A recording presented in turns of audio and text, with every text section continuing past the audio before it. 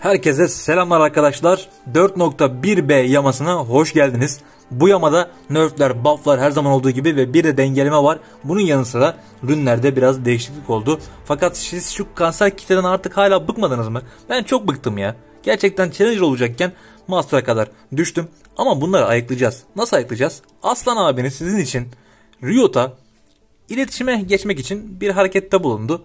Bunun için de biraz kitleye ihtiyacımın olduğunu düşünüyorum. Çünkü sesimizin biraz daha gür çıkması için sana ihtiyacım var. Peki nasıl bunu yapabilirsin, bana destek verebilirsin? Abone olabilirsin, like atabilirsin ve teşekkür nihayetinde yorumlara gelip benimle iletişimde kalabilirsin. Tüm bunları yaparsan sana şimdiden çok teşekkür ediyorum. Ve hemen buff'a geçeyim. İlk kahramanımız Lee Sin. Lee Sin kör, ben daha körüm. Ekran kaydediciyi açarken sistem sesleri yapmışım. Mikrofon sesi almamışım. Şu an ikinci videoyu çekiyorum. Yani ben de bir gizli Lee Sin mean olabilirim diyorum. Lee Sin'in temel saldırı gücü 64 iken 66 oldu. Lee Sin kör olmasına rağmen kendini geliştirdi. Yumruklarını temel saldırı gücünde daha sert çıkartacak artık. Vay'a ne oldu? Vay hırçın kız. Bekleme süresi, ama neyi bekleme süresi? Birinci yeteneğin bekleme süresi 12-11-19 diye giderken şu anda artık 19-8-7 diye azalacak. Lee Sin ve Vay'ın aldıkları bufflar bu kadar kısa, öz. Çok fazla bir şey yapmamışlar. Fakat şimdiki şampiyonumuz biraz daha almış olacak. Zaho doğulu bir arkadaşımız. Doğudan geldi ve kendini inşaat işlerine adayıp orada kendini geliştirdi ve geliştirdiği günden bu yana kendisine gayet güzel işler yaptırttı. Kendi kendine yaptırttı bunu. Kimseden yardım istemedi. Temel saldırı gücü bu yüzden 58 iken artık 62 olacak ve 3. yeteneğinin dolum süresi 12 saniye iken artık 11 saniye olacak ve bununla sonlanacak. Jinzao kendini gerçekten geliştirmiş, buff alarak vadiye dönmüş olacak. Şimdi kulaklarınızı takın. Şu an küfür geliyor. Şu orospu çocuğuna neden buff getirdiniz? Ya ben bunu sevmiyorum abi. Bunun ultisinden ben nefret ediyorum. Gerçekten bunun ultisini bozabilecek bir şeyler yapılması lazım. Çünkü Urgot bile bozamıyor. Bozuyor sanmıştık. Galiba bozamıyor. Temel saldırı gücü 52 iken 54 oldu. Buff alarak karşımıza geldi ve Q'sunu açtığımız zaman, bunu kullandığımızda zaman sağlık yenilemesi bize katıyordu. 40, 50, 60, 70 civarında katıyordu. Artık 55, 65, 75, yetmedi 85 olarak karşımıza buff almış şekilde gelecek. Ne yazık ki bufflarımız bu kadar az. Gönül ister ki hepimizin mainlerine buff gelsin ama Riot maalesef buff gelmesi gereken şampiyonlara nerf gelmesi gerekenlere buff getirdi. Yaman'ın ilerleyen dakikalarında bunu görüp tekrar benimle beraber Riot kafanı sikeyim diyeceksiniz. Hadi nerflere geçelim. Uzun zaman sonra ilk defa Riot'un güzel bir nerf getirdiğine şahit oldum. Çünkü Rakan gerçekten çok bozuk bir kahramandı ve AP kasıldığı zaman da saçma bir şekilde hasarı vardı. Şahsi kanaatim. Bunun temel saldırı gücü 64 iken 58 oldu. Oh, içimin yağları eridi. İkinci yeteneği bekleme süresi 18, 17, 16, 15 diye devam eder iken, evet öyle kalacak. Değişmeyecek. Yani zaten önceden farklıydı bu. İkinci yeteneğinin bekleme süresi. Bakın şuradan bakalım.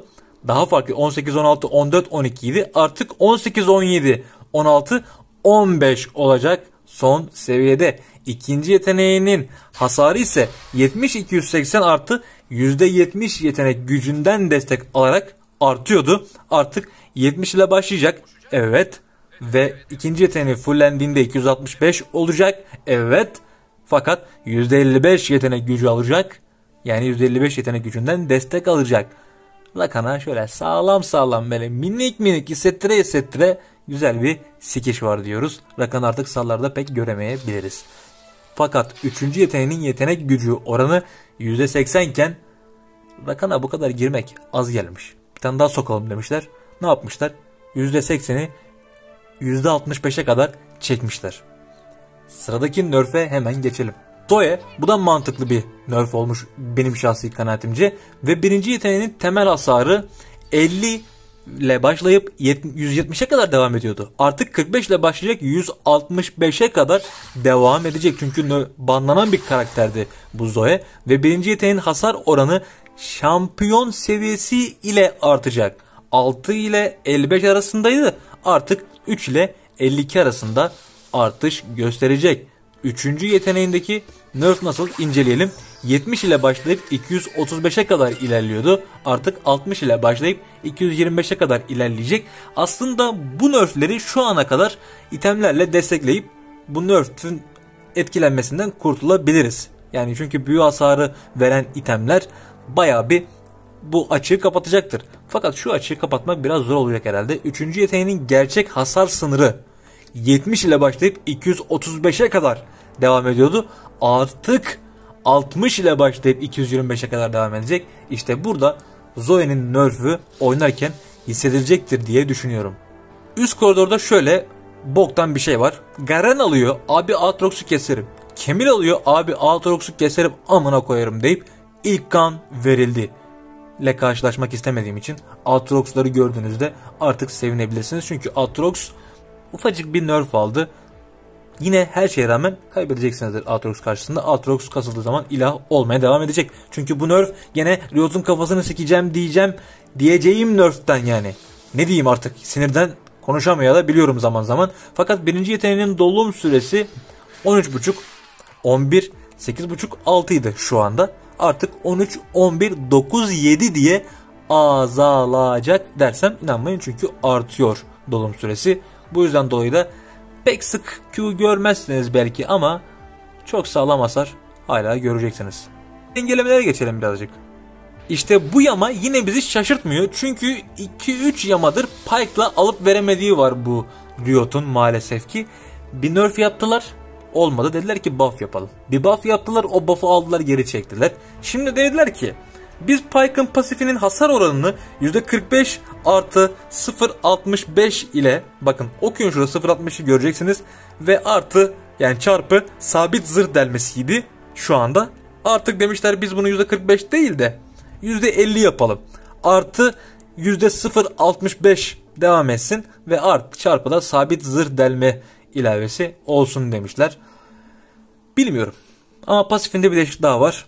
160 maksimum sağlık, 140 artı 8x ek saldırı gücünün daha düşük olacağı ifade edilmiş bu yamada. Onu da hemen burada okurken fark edeceksiniz. Bakın düşük değer %60 falan filan yazıyor ya, işte bahsettiğim nokta %60 olan kısım artık 140 artı 8x şeklinde devam edecek. Fakat minyon hasar oranı var.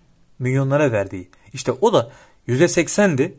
Şimdi %50 olacak. Ve Pyke'ın 4. yeteneği adamı katlettiğinde öldürme altın yüzdesi olarak %120 idi. Artık %140 olacak. Ben diyecek bir şey bulamıyorum. Pyke'a ne yapmaya çalışıyorsunuz? Yani şu adamla oynamayın ya. Vallahi oynamayın. Hani böyle gökten böyle ya da böyle bir yukarıdan böyle sik sallanır ya.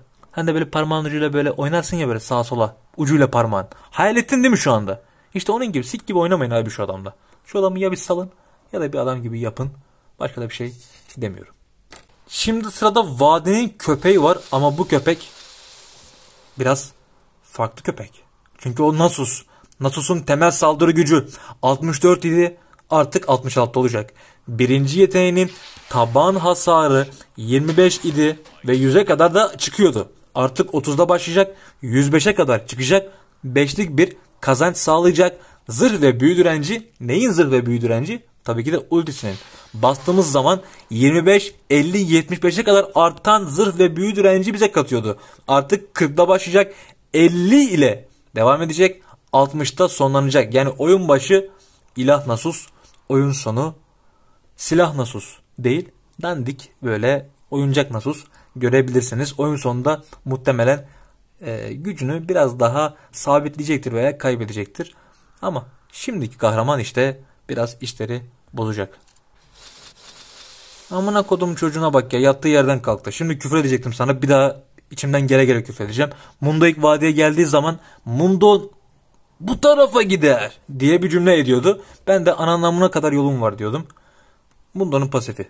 Hareketsiz kalınca %7, idi. Artık hareketsiz kalınca Mundo %3 sağlık kaybı yaşayacak. Bakın gelin hemen şu sağlık kaybı muhabbetini buradan okuyun, ne demek istediğimi anlayacaksınız.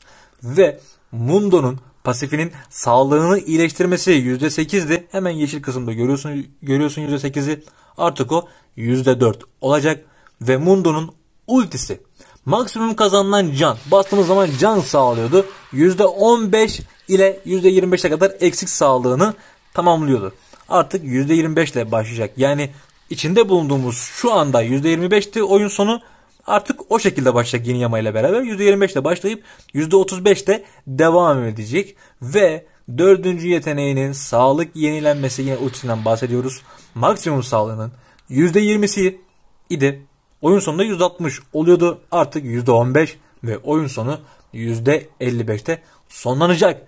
Nerf, buff, dengeleme bu kadar. Ama gelin biraz da rünlerden bahsedelim oyun içi. Bunlar da önemli tabii, oyun içinde kullanıyoruz haliyle. Bir de onları size göstereyim. Şimdi madem bufflarla başlıyoruz, bu geleneği devam ettirdik. Hadi yine size kırmayayım, bir buff'tan başlayayım. İkinci şans ürünü.